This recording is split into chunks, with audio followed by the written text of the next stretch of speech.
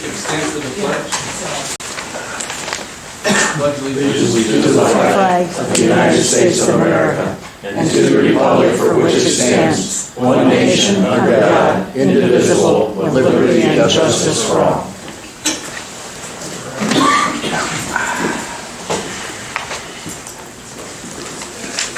The prayer today is about mental health.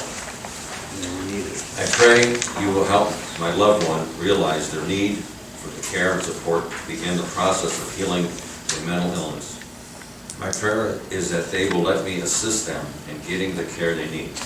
I pray that they will listen and act on my words spoken out of love and concern for their well-being. In Jesus' name, amen. Amen. I am reporting on items approved on July 10th and July 11th by the County Administrator.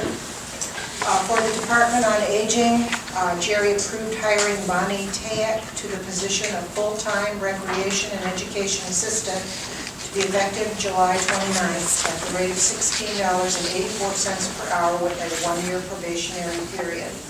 This offer of employment is contingent upon the successful completion of the required pre-employment conditions.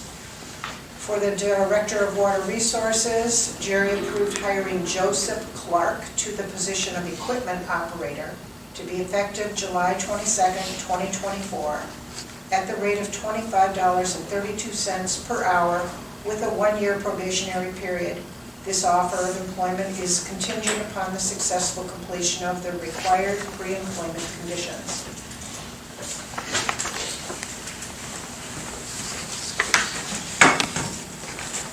Good morning. Okay, today's financials include an appropriations transfer from JFS in their Children's Services Fund from a non-departmental other expense account to a contract services account in the Youth Center Sub-Department for the new Youth Center project. There's a cash transfer from the General Fund to Community Development for their second quarter 2024 payroll funding reimbursement and third quarter operational commitment for 2024. Among the encumbrances is the travel from the engineer's office to attend the 2024 County Engineers Association of Ohio GIS Conference. Among the vouchers is $58,500 from the auditor's office to ESRI Incorporated for a 4-year licensing agreement for GIS mapping software and support. It was $55,000 in 2023. $63,035.29 from the Commissioner's Office to Ohio State University for the county's third quarter 2024 program support payment, and $89,670 from the Sheriff's Office to Motorola Solutions Incorporated for 800 megahertz trunk radio hardware and software maintenance services. With this payment, in addition to the one that we made back in May, we're paying a total of $143,236 in 2024, and we paid $141,666 in 2023. Make a motion to approve financials. Yes. Thank you very much.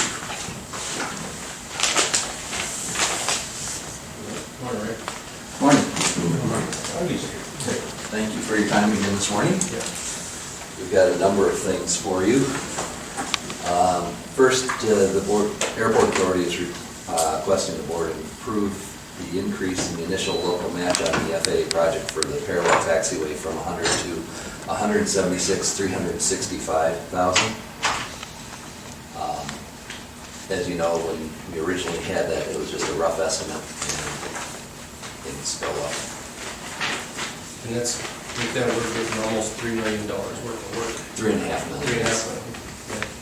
It's a great, small investment for a great big project. Yeah. I make a motion to approve. Second. Commissioner DeWart? Yes. Aye.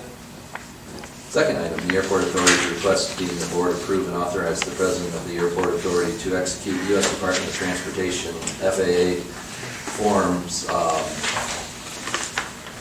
5100, 129 through 135. These are the certifications for the project for construction project final acceptance, drug-free workplace, equipment and construction contracts, and airport improvement sponsor certification for project plans, specifications, etc. We used to do these every 5 years, and now they're part of all the grant applications. So is this language for the project that's being done on the hangar for the helicopter? This is all for the taxiway construction projects. Okay. So in other words, all the contractors have to show documentation that they did their pre-work place, Yes. starting when? When we bring them on site, Okay. I believe is when that begins.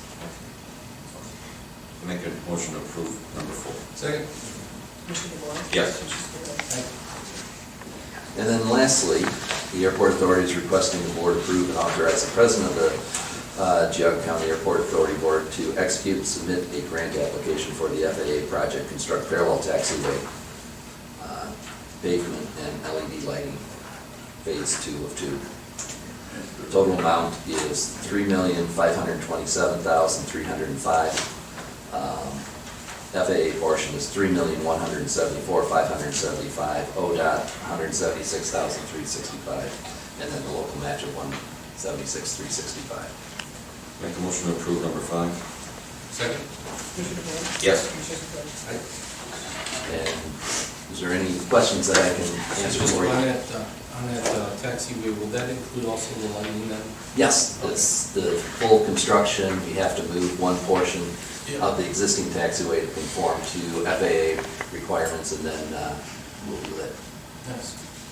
May I ask a question? Yes. Do you anticipate that this project is going to lead to an enhancement of the economic development potentials of the airport? Absolutely. Could you describe that a little bit, if that's okay? There are some operations that will not fly into an airport without a parallel taxiway. So that opens it up to more business traffic, potentially. Great, thank you. Yeah, thanks for everything. Yeah, I think this is going to be a turning point for the airport and the county. It's going to really enhance the safety and viability of the airport. Yeah, really agree. Thank you. Hangar 1 project is almost done, by the way, Oh, it since is? you Yeah. mentioned it. They're pouring the final coat on the floor, I believe, tomorrow, and the door is coming early next week, and then it'll be done. Yeah, congratulations, you guys are really doing well. Doing what we can to improve the county and infrastructure every day. Good. Nick Thank is you. working, Thank you. Nick is working with Fort Construction on the airport number 2. Okay. There were some issues Yes. with it, and so they were working on getting the updated paperwork. He included me in the email chain, so I've been apprised. Also, there were 2 other things they asked me to give to you. This was just our independent fee analysis, it's just some additional documentation that goes along with the grant. Okay. It just came in last night about 6 o'clock. Do we have to do anything with it? No, it's just to include with your, Okay, just Information. keep the project. yep, Okay. thank you. Thank you, Rick. Have a Rick, great day. one question, is this already gonna be ready for tomorrow to go to the FAA? You can get it this afternoon. Okay, very good. Thank you. Thank you, Yeah, Commissioners. absolutely. Thank you. Keep up the good work. Oh, thank you. This is just an application. It's up to do, it's up to the administrative final agreement. This is all up. There's more to it. Good morning. Good morning. I'm with the engineer's office. We're here for the next 6 agenda items. The first 3 being final change orders for recently completed construction projects, and the remaining 3 are contract executions for upcoming projects. So the county engineer's office is requesting the board approve and execute change order 1 and final, decreasing the contract with Colburn Contractors LLC for the asphalt resurfacing of Fairmount Road, County Highway 16, for Newberry Township, in the amount of $4,029.96. So moved. Second. Commissioner DeWitt? Yes. Commissioner Spillier? Aye. County Engineer's Office is requesting the board approve and execute change order 1 and final, increasing the contract with Roniak Paving Incorporated for the asphalt resurfacing of Munn Road, County Highway 32, in Auburn and Newberry Townships, in the amount of $3,726.49. So moved. Second. Commissioner DeBoer? Yes. Commissioner Spudler? Aye. The county engineer's office is requesting the board approve and execute change order one and final, decreasing the contract with Roniak Paving Incorporated for the asphalt resurfacing of Bell Street, County Highway 10 in Newberry Township in the amount of $44,681.92. So moved. Why such a change? So a lot of the time when we have these projects, we have pavement repairs associated with these projects, and you really don't know how much you're going to get into until you mill the road. So in this case, we milled the road and it was in relatively good shape, so we didn't have to perform all the pavement repairs. You didn't have to do full depth repair. We did full depth in areas, but we just did not come As close much. to the quantity that we anticipated for the project. Okay, so moved. Or second that. Commissioner DeBoer? Yes. Commissioner Spudler? Aye. County Engineer's Office requested the board approve and execute the unit price contract with Roniak Paving Incorporated for the asphalt resurfacing of Auburn Road, County Highway 4, sections K and M in Munson and Newberry Townships in the amount of $678,574.00. So this is from Fairmount to 320. Second. Commissioner DeBoer? Yes. Commissioner Spudler? Aye. County Engineer's Office is requesting the board approve and execute the unit price contract with Roniak Paving Incorporated for the asphalt resurfacing of Chardon Windsor Road, County Highway 13, sections A through D in Hamden and Clarendon Townships in the amount of $925,545.00. So moved. Second. Commissioner DeBoer? Yes. Commissioner Spudler? Aye.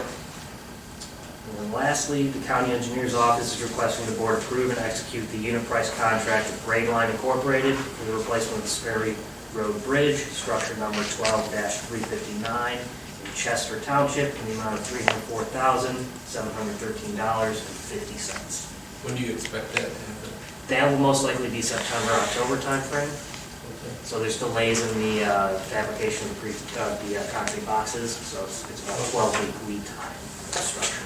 Okay. I'll make that motion. Second. Commissioner DeBoer? Yes. Commissioner Spudler? Aye. Thank you. Have a great day. You too.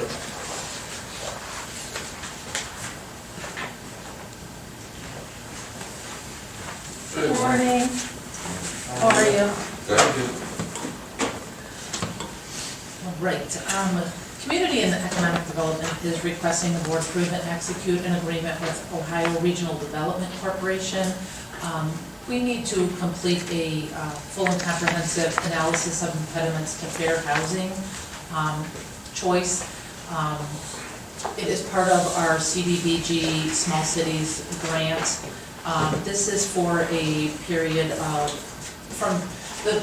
it starts July 16th if you sign it today, and it'll go through October 31st is when we have to have that into the state, and it is an amount of not to exceed $10,000. So can you explain a little bit, like what is that going to be able to be used for, or what's the? So it looks at the county's shortcomings for fair housing, and it provides some, it'll provide some solutions that we could implement. Like, just an example, I guess I'm just not following it completely. Okay, so it will look at, like possibly our senior housing, it'll look at, any fair housing choices that the county could possibly improve on. Is this a report they're going to prepare? It is a for them? report, it is a report. It Consultants. They are I consultants. see. And it's required for us to be able to do the To CDBG? get our CDBG funding, yes. It's done every 5 years, the last one was done in 2019. I have that on file if you'd like to look at it.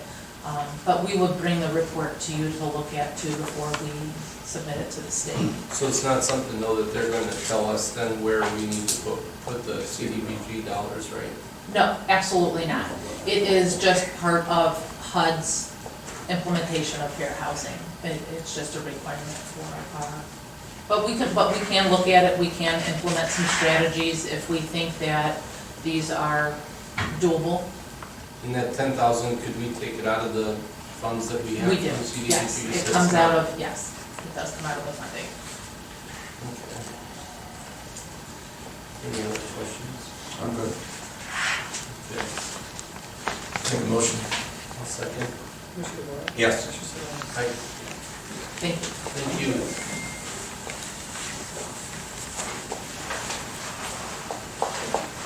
Hi, Craig. Good morning. Good morning, gentlemen. How are you? Good, how are you? Good. And ladies. I said, ladies and gentlemen, I swear to God, I did. It's recorded. Have to play it back. How is everyone? Good. Good. So we're here to execute the first part of renewing. As you guys know, Geauga Job and Family Services is supported, in particular, our Children's Services Division is supported by 2 ongoing levies that have been renewed continually by the community. We're very thankful for that. So they do run back to back. So the first one we're looking to renew is our .5 levy, which was originally approved in 2015. And so we're here for the first portion of that to get the certification from the county auditor for that levy. So you went for, so the last levy was for how much? We have 2 operating levies for Children's Services. We have a .7 mill levy, which is a qualified levy, and a .5 levy. And so this is for the .5 levy.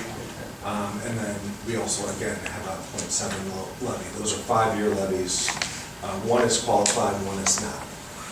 So one of the questions that, that I've been asked quite a number of times is now with the, the inflated prices of the values, that our levies would have been, say, 7, would be almost like, say, a 9 or a 10, based on what the valuations of the homes are, right?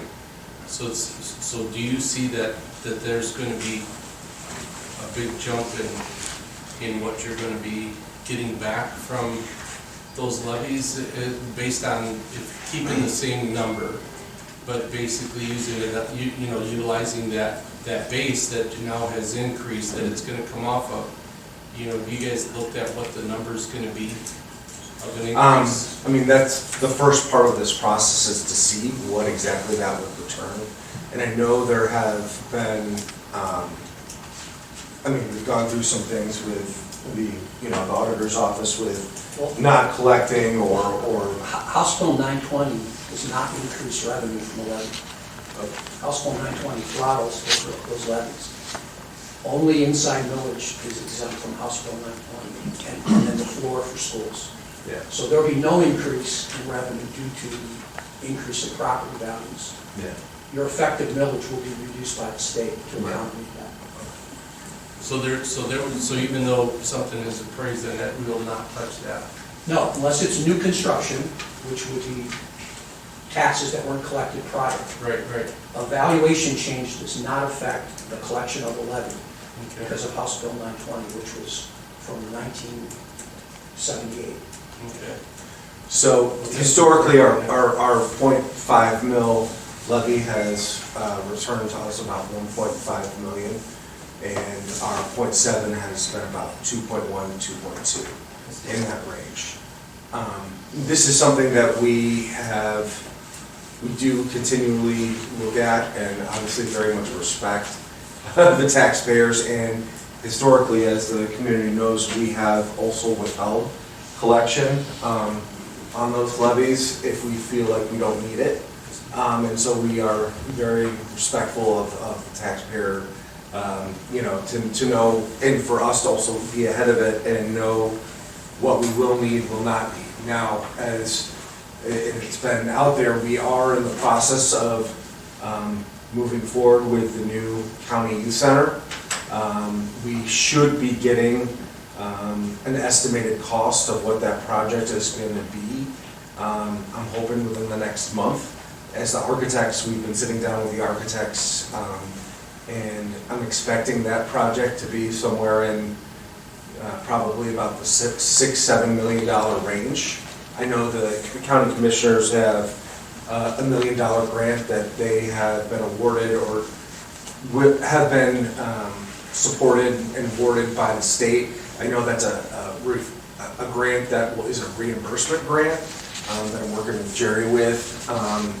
So that $1 million is also going to come into that project, but that should obviously take a big chunk of our cash balance that we've been holding on to pay for that project. But that project, as you guys know, is desperately needed by the county. The current county youth center really is not supporting the need of our kids. That, I mean, we've been patchworking it, but that structure is not yielding what the county needs from a youth center perspective. So, and we're very grateful that we're going to be able to support that new project for the county. But anyway, this is our levies run back to back. So this is the .5 mil levy that we're going to put forward on the ballot for November 5th. Okay. I make a motion to approve. Second? Yes. Okay. Thank you, Craig. Thank you.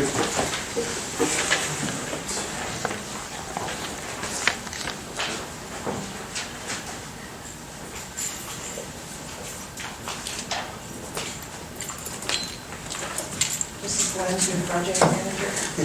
Morning. How are you? Morning.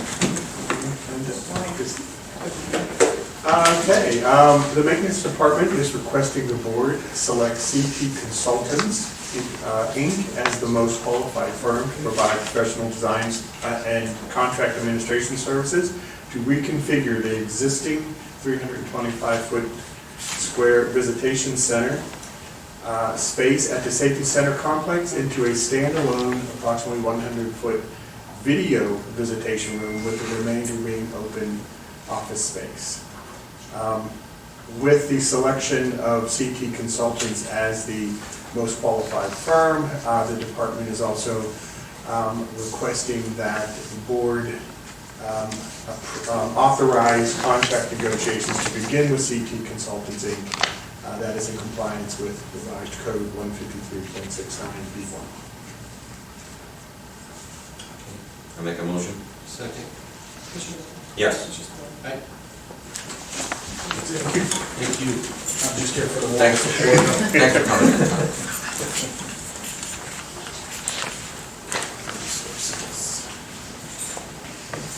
Morning. Good morning. Good morning.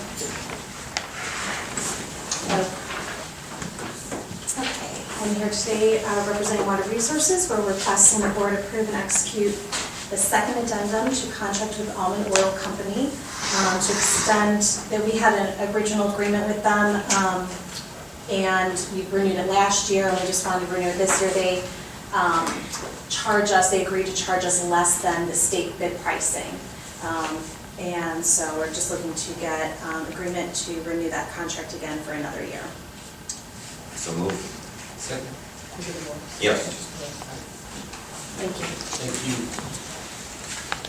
You want to do this, you want to do this? You know more about it than I do, so go ahead. And Laura is here, so if all else fails, I can call on Chris back up. The Bainbridge Township trustees submitted a resolution back in June to petition the board to consider vacating the public right-of-way on a portion of Tulip Lane. And when that original petition and plat was submitted, there was some discrepancies in it, and the fiscal officer withdrew the original submittal. So I'm asking you to acknowledge that.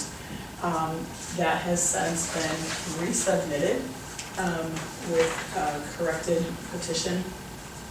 And so that is the next one, is to then acknowledge the receipt of the corrected petition that was received on July 9th for the same, to vacate the public right-of-way upon a portion of Tulip Lane pursuant to section 5553.845 of the revised code.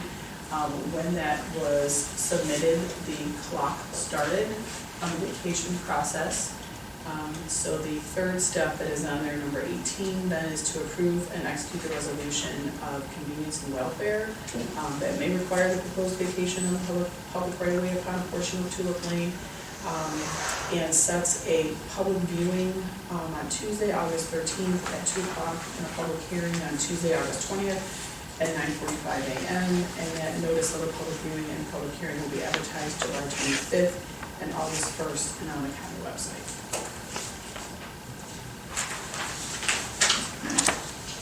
We have, 16 and 17 and 18 are all connected. correct, 16 is the original submittal and acknowledge of the withdrawal.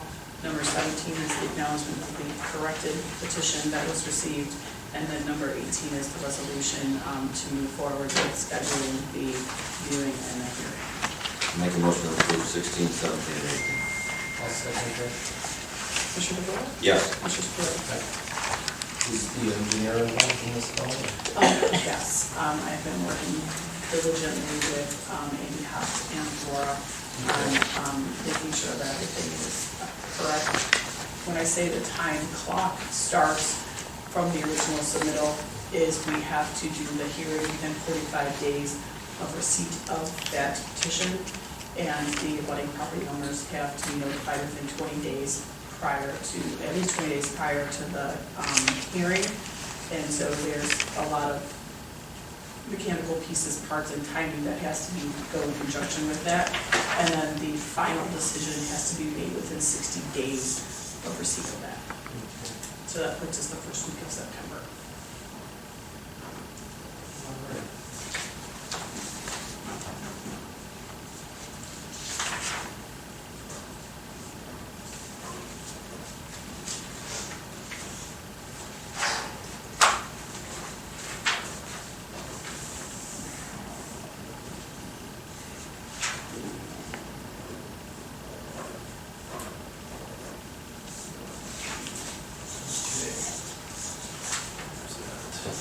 Mr. Flores is here to Okay. discuss the purchase and sale agreement. All right, so That's number 19. Prosecutor. So who is going to come up? I do.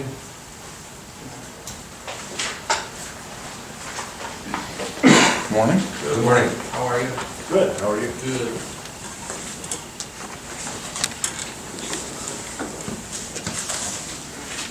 So it's my understanding that you wanted to discuss the purchase and sale agreement for the former Dollar General building on Route 6. So I'm happy to have a frank and open discussion, but certainly for purposes of our discussion, I'd want you to waive any attorney-client privilege so that I can discuss communications. There's been a lot of finger pointing and blaming. Unfortunately, the member of the board that's doing a lot of the blaming and finger pointing didn't bother showing up for this meeting. But, I'd like to, there seems to be a breakdown. We communicate with your staff, being mostly Jerry and Linda. They do not effectively communicate with you, and then you guys are taking shots at my office in public meetings. So I'd like to clear all that up, but if I'm gonna be waving around an email from Jerry from months ago, I want an acknowledgement from the board that you're waiving attorney-client privilege for purposes of this discussion. I'm agreeing to waive that privilege. I have no problem. I want to just get to the final result of this to figure out what we're doing. Yeah, that's fine. Again, it's been, I've got an email from March 28th that lays out the very specific objections we had to the purchase and sale agreement that was sent to Jerry. And if he's not communicating that to you from March 28th, I'm struggling to see how that's our fault. Laura's got dozens and dozens and dozens and dozens of emails on this, back and forth with Jerry, with the outside counsel. You wanted to look at it, and we've been trying to resolve these issues. And I'll be very frank, one of the biggest problems that came up was we reviewed this. Laura made a number of changes to the agreement. Outside counsel made additional changes to the agreement. There were concerns raised by the title company. That red line version with the changes was sent to Jerry. Jerry then mistakenly sent a different version to the seller, didn't send our red line version. So then they marked that up and sent it back. Well, then when we came back and said, hey, what happened to these changes we proposed? Oh, well, Jerry sent the wrong version of the agreement. He didn't send the one with our changes. So from the seller's perspective, they're like, well, wait a second, you guys already agreed to this other language. Jerry sent us an agreement that you guys had signed off on that didn't have these changes. Now you want these changes. Well, the problem is we had suggested these changes. They weren't presented to the seller by Jerry because he made a mistake. So now we're stuck in the mud, and there's just certain provisions in here. Yeah, I have an independent statutory responsibility. I don't tell you guys what to spend your money on, what to buy, whether this is a good idea or a bad idea. I don't tell aging how to run their department. We have nothing to do with that. But I have an independent statutory responsibility to protect the treasury and protect the county from being sued or getting into deals that frankly have unconscionable contract language. And that's what this has. So, I mean, I'm happy to go through specific, I mean, you've got a $50,000 non-refundable deposit. Since day one, we have said that is not acceptable. This is some sort of short sale. We don't know, this property, among others, is bundled with a bunch of, we think, former Dollar General, but we don't know, because, and I'll get into that, the seller has not made any disclosures to us, and will not make any disclosures until we execute the contract and agree to a $50,000 non-refundable deposit, okay? So we've received no disclosures. And we're getting pushed constantly by Jerry and Linda to just sign off on this, sign off on this. I am not a rubber stamp. I'm not doing it. Unless this stuff's changed, we are not signing off on it. And if that complicates your lives or delays a senior center for aging, then go find another building that isn't part of a short sale and that has a reasonable seller who will work with us. I've never had to deal with something like this on a contract. It's totally ridiculous. But instead of acknowledging the vulnerable position that you're putting the county in by trying to force us to sign off on this, you can agree to this deal, we're just being pressured by Linda and Jerry, and Linda's constantly harassing us to just sign off on this, sign off on this. This thing has a 10-day inspection period. So we're getting no disclosures. After we sign it with a $50,000 non-refundable deposit, we only get 10 days. You haven't had an inspection. You had the building department walk through. That's not an inspection. If you want a phase 2 site inspection, because maybe there's environmental problems on the property, we don't know because they haven't made disclosures. We only have 10 days to figure that out and get an inspection. The 10-day period is something we have repeatedly said we're not agreeing to. It's ridiculous. So you've got a number of other things. I mean, there's some, because you have a short sale, what is the total mortgage on this property? It's like $13 million or something? Something. Yeah, but you've got a $13 million mortgage on a property that I think the auditors appraised it. You know what it is, Chuck? I mean, it's less than the proposed purchase price. So you've got, that mortgage covers a number of properties. So part of this agreement is this broker, who's the seller, I guess the seller's representative, he has to go get permission from the bank to release this property from the mortgage because it's bundled with these other properties. But he's not agreeing to even get that permission until we sign the contract and give him $50,000 non-refundable deposit. Just to be clear, it is not non-refundable. It It is. says quote-unquote in here, the deposit shall be non-refundable to buyer but shall be applicable to the purchase price, excepting in the event of a seller default or seller's failure to procure a release consent pursuant. But That is not non-refundable. But with the 10-day inspection period, after the 10 days, it is non-refundable. We've already inspected it. We No, you had don't, it no. fixed. You did, Linda, you did not have it. Having the building department look at something is not an inspection. It's not. It's not, Linda. Is that what you're telling me it is? It is our opinion that the building is an empty box. We know what the condition of the building is. We know we're going to have to put money into it. What about environmental problems on the property?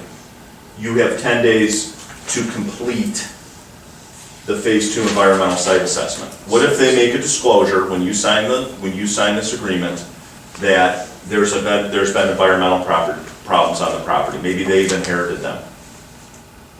So to be clear, you'd like to see an environmental report ahead of time? No, I want you to have adequate time to complete those items. We want like at least a 60 or 90-day inspection period. This is the other problem, like, they're pushing back on having this 10-day inspection period, but this thing has been languishing. We sent our stuff to Jerry March 28th. This thing's been languishing for months in the commissioner's office, and the seller has been waiting months and months and months. Why won't they grant us a longer due diligence period? Oh no, it's gotta be 10 days, it's gotta be 10 days. This has been going on since the January. So 7 months of fooling around, fighting with us so that we only have 10 days to do all this stuff. And frankly, dealing with your staff, they don't do anything in 10 days. So I have serious concerns that we're gonna be left holding the bag on this and there's some sort of surprise out there. I mean, why wouldn't before the due diligence period, the seller give us assurances that this is gonna be released from the mortgage? I mean, I don't understand why he wouldn't have that deal set up ahead of time. They're really hiding the ball on this, and we don't have a good feeling about it. So, I mean, you've got a distressed property that's got, all the piping's been stripped out of it. I mean, you've got all these issues. They're not making any disclosures to us. They want this really tight window, and they're demanding this large upfront fee. We're just not comfortable with it. So I guess two things. I don't want to continue to. I don't bash your office, and if I have, I'd like to see where I'm bashing your office, because I'm not. Same time, I don't want this to be a bashing session on our people either. But what I can tell you is this: is we hired out a different firm, correct? Also another outside legal. And to be they've clear, told we us, did not bring them in, Laura brought them in. That was not done at our request. and they felt comfortable, is what they had one area on the document that they just basically were not comfortable with, which, they were brought in because this is what they do, right? They do the commercial real estate, this is their specialty, and they basically, their opinion is they're okay with the deal. So just to be clear, is that you really don't know what's being communicated to us or not. I'm basically getting the communication from this letter from the other attorney that says it's good to go, other than the one part on the back here that just, the seller default. Remedy for seller default is to terminate and get the deposit back. So that section there. Commissioner, this letter has not been seen by the prosecutor. This was between us and our outside counsel. Okay. Their real estate attorney looked at it, gave us their opinion. Okay. So if Laura procured this outside counsel, how come you're getting communications from them and we're out of the loop? This is not from Benesh. This is from Myers-Roman. Oh, so you hired another lawyer to look at this. So that's who's signing off on it. We had a real estate attorney look at it to get a second opinion because we were concerned that we wanted to make sure we understood that we were in good shape. And just to be fair, you claim that you sent us something on March 28th and we sat on it. I have the exchanges back and forth that went on for a month. Are you denying that Jerry sent him the wrong version? I'm not aware of it, and he's not here to defend himself. But I guess at the end of the day is that, where do we go? Like, it's just one of those things, because I would like to see this be goal-oriented of getting the seniors a center. If this isn't the place, then it's not the place. If you feel that there's a chance that we could get more time out of this contract, so, the whole communication is, and I agree with you, if they've been sitting on this deal playing back and forth since March, and we're in July, we could have had 120 days of being able to complete this. So I guess at the end of the day, it's like, we have had the communication of telling them we need more time for a phase 1 or phase 2 study to be able to be done. I mean, have we? I don't know that we need it. We don't know that we need it, but they haven't made any disclosures. Right. So if they had made their disclosures during this, negotiation period, that'd be a different conversation, because then we'd say, okay, they haven't disclosed any issues, we're not gonna need a phase 2. right? I mean, we're only gonna probably want a phase two. I mean, you're running the senior center there, I mean, the decision of whether or not you want an environmental study or not is something that you have to weigh. It's not for us to give an opinion on. But we have to make sure there's contract language that allows you sufficient time to do your due diligence after they make all the disclosures. They've made no disclosures to us. But they're refusing that, to extend that time? We have requested that provision, among others, be changed, and they have refused. How many times have they come back with that? To be perfectly honest, there've been so many back and forths, I couldn't give you an exact number. But the due diligence period, I mean, it's in the March 28th email that we brought it to Jerry. So, The other thing is- that has been an objection of ours for a long time. We have 6 specific objections that Laura outlined back on March 28th, and that's after we already gone back and forth a number of times. I mean, this wasn't the first time we had raised these issues. So as far as the disclosures, though, do you feel that they, with the disclosures, that they should have given us disclosures from, from the word go, from when we started to observe the place? Because liability-wise, does that not then fall on them by not disclosing something to us if we were to find it later? Oh, yeah, but, exactly, but look, think about it even if you were just buying a house, which isn't a commercial property. I mean, I forget what was there before the Dollar General. I remember when they built it. I don't know what's been over there. Somebody could have been storing oil drums on the property 50 years ago. Who knows? In real estate, that's the first thing you look at is the disclosure form. And what does everybody know, or what does some people know about that property? Then from there, you usually go to the title search. We bought property in Burton Township, extended our cemetery. All of a sudden, with the title search, we found out that there was an abandoned gas well there. Right. So ODNR come in, we had to cap it, and it took us a year to do the deal. Until everything was clean. Sure, we specifically requested a disclosure form in the first revision, and they edited it out. So we were trying to obtain as much information as we could about the property. Yeah, I mean, when we send over the contract and put in there that they're gonna provide us with a disclosure form, and then they take it out, that's a red flag, among other issues. No, and it is, it's a concern to us also. And it's a concern also because of the fact that, are they concealing something? But I guess I just look at it as why would they want to put themselves in such a bad position liability-wise for us to be able to come back after them if there is a problem? Well, no, they're not, because what they're gonna do is they're gonna drop all the disclosures on you, and then you only have 10 days to resolve it. I see. So, and there is as-is language in there. I mean, you're buying it as is. So, I don't know what, they haven't given you disclosures, and they included as-is language in the contract. Jim, you were in real estate. Would you ever agree to something like that? No. And with the 17 acres, is there fuel oil tanks buried here somewhere? Is there this or that, or it's gotta be? We don't know. Again, everything could be fine, but our job is to review this stuff so that you guys don't get in a jackpot. So let me ask you this, would it make sense for us to agree to say, we basically give them a time frame of saying we need a response by this drop dead date. Here's what we're asking for, and we stipulate specifically what we've discussed. If they don't have it back within that time, this deal is done. We no longer pursue, because at the end of the day, I'm in the same boat you are. I have to protect the integrity of the dollars of this county. So if they're not gonna play game with us, then we're gonna need to wrap this up and find another field to play in. I'm fine with that. Again, we've laid out these specific, the half dozen provisions that we want changed. So do you want to do it, or do we want to have the other? We're happy to do it. God, we know this contract better than anything after all this, And what do you feel is a reasonable time?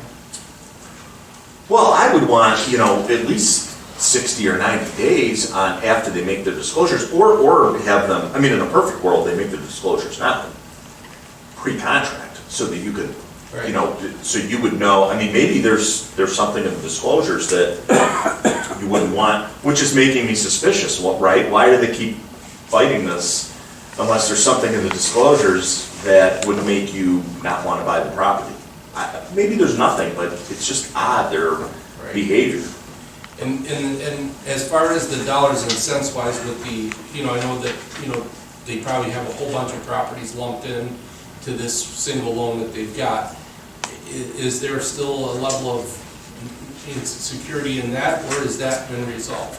No, I mean, per the contract, after you enter into the agreement, then they're responsible for securing that mortgage release. But there is some other weird language in here that we've asked to take out several times. There's another provision that says that seller is responsible for securing the mortgage release, that specific mortgage release, because it's a short sale. But then on the third page is, by accepting the deed, buyer shall be deemed to have assumed all of seller's obligations relating to the property within the permitted exceptions. So the permitted exception is that particular mortgage, but that's the only permitted exception. So we've asked to take that sentence out several times, multiple times. Because there's a lien on the building. Well, and they do later on say that, yeah, it's vague. I mean, we don't know what else is on there. I mean, we don't know, because again, they haven't made any disclosures. So we're basically, except for that particular lien, which that is a seller's exception. I mean, that is an obligation for them to go to the bank and get the property released from that kind of umbrella mortgage that's over a number of properties. But again, we would never agree to that language in any type of contract, because all of seller's obligations related to the property, what the hell does that mean? Right. That means everything. Other than them securing that particular mortgage release. But again, they haven't made disclosure, so I don't know what other obligations they have regarding the property. Maybe it's nothing, but why do they insist on keeping that in when we've tried to take it out multiple times? It's designed one way, and it's their way. So, I just don't see, I guess what's troubling me, it's not like anybody else is trying to buy this, as far as I can tell. This has been languishing for 7 months. Why are they trying to hide the ball with us? Like, Right.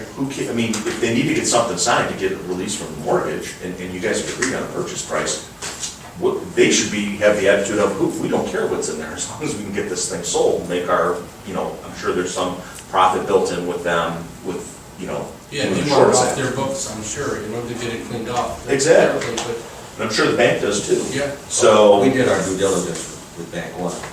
I demanded a building inspection, commercial building inspection, and come back with 73 pages, a lot of things very dangerous that should be fixed immediately, and we didn't hire anybody to, yes, it's an empty shell, I get it, but where was the septic tank? Where was the LP tank to heat the place? So it's just not enough details for me. So, and I'm comfortable with you getting this to the finish line. So, I mean, that's fine, if you want us to, we could send them a letter saying, listen, these provisions have to be changed as follows. It's a take it or leave it, and you have so much time to provide us with an answer. If that's what you want us to do, I think that's a great idea. Then at least hey, do we need to be looking for another place, or can we work this out? And then we have a timeline, and I don't know what you want to do as far as a time frame of giving them to respond.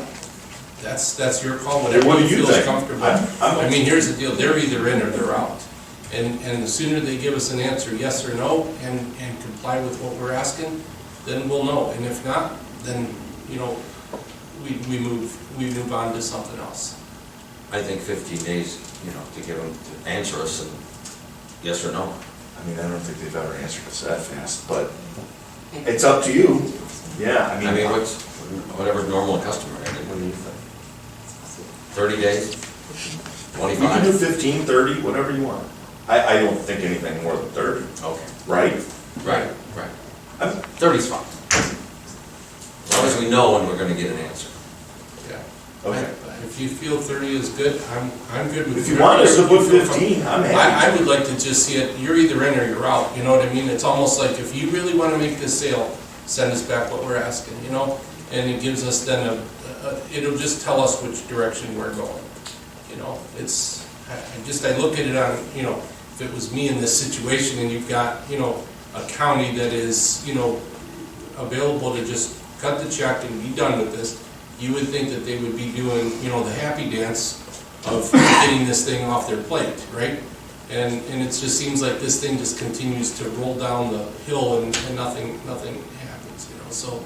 Yeah, I don't understand, in this interest rate environment, Yeah. cash is king, Yeah. and you guys are some of the few cash buyers out there. Right. So, you know, Yeah. I don't think you should be compromising on these contracts. Yeah, I totally agree. When you have a willing and able buyer, you continually communicate with them to get the deal.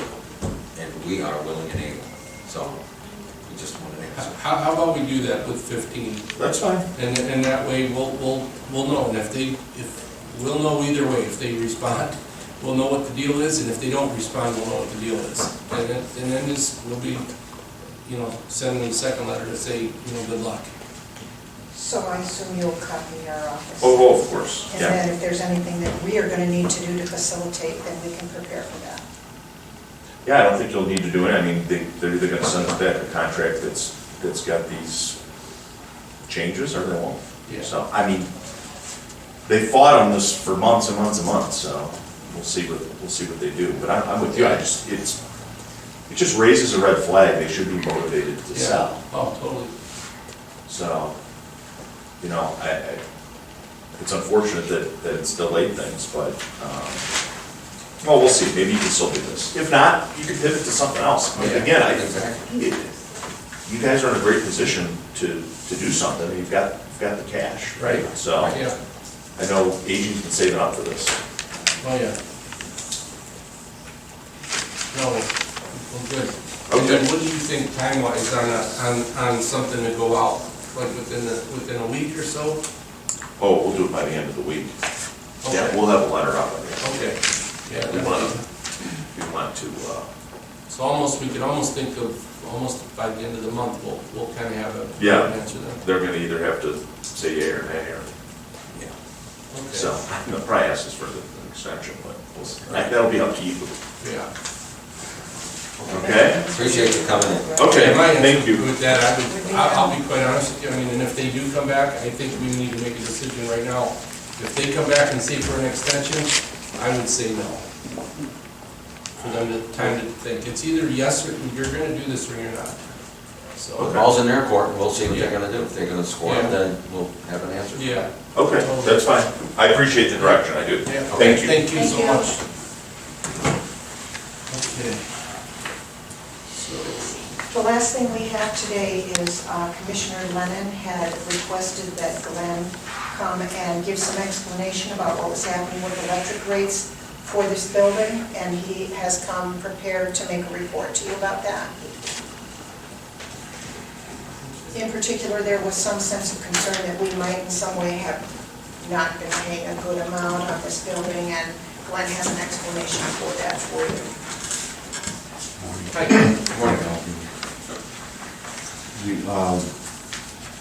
We went with CCAO. They have two groups, the gas side and the electric side. So when this building came on, there's a 10% up or down coming on. So we were checking that all out What does that mean, a 10% up or down? of usage, that we could go either way with that. So that when it's a change of usage, you can't get the Or we get aggregation. penalized. If you change it by more than 10%, either above or below. So Got it. we were watching that, we got onto it, I would say it was a little late, I forget what month right offhand, got onto it. So now with the contract, it has ended. We just did a refresh, so we went from .033 to .054. So it has gone up some. So, but with CCAO, they're doing everything that with that.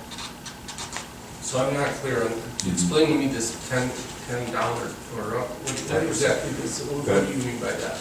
That's a percentage, so say 1 million kilowatts, if we go up or down of that, of the 10%, we get penalized for it. One of the problems was, We sold a couple of buildings and we built a building during this contract. And so he was kind of holding back and waiting to see what the effect of that was going to be on the bill in order to stay within that 10% above or below to get our rate. And so he was waiting to see, we sold the JFS building and we sold the old senior center while we were building this. So I guess there was some point at which you realized it was not going to go over above or below by 10%, and so then this building was put on that contract. So, we just signed last week, so we have all the buildings and everything. And like I said, it's .054. And how many, for how many years? That will be for an 18-month. 18 months, and then another refresh? They'll do what, they're gonna start doing the way they do it with the gas, so. They do the gas for the and they whole get- state. Up until now, they've They done do the it up electric with- regionally. And after this 18-month, CCAO will do it for everybody in the state, and we won't have to be negotiating those ourselves anymore. And there's over 60 counties involved with the electric. So do we have, is it common that every time we are going through that renewal period, we're pretty much just kind of in an expired contract and we're paying just that higher rate? Yes. And usually, how long does that continue for? We were off for 2 months, and then we're back on now with Dynegy. And there's no way to avoid that break? That break, if we gotten going earlier and gotten everything in line, yes. So is that something that we can do though on our side, or is that something we're dependent on CCAO to implement? From now on, CCAO will do that. And we will not have a break? Correct. So this building paid higher rates for 1 to 2 months? Yes. Because we were not under that contract, but now we are, under the new contract.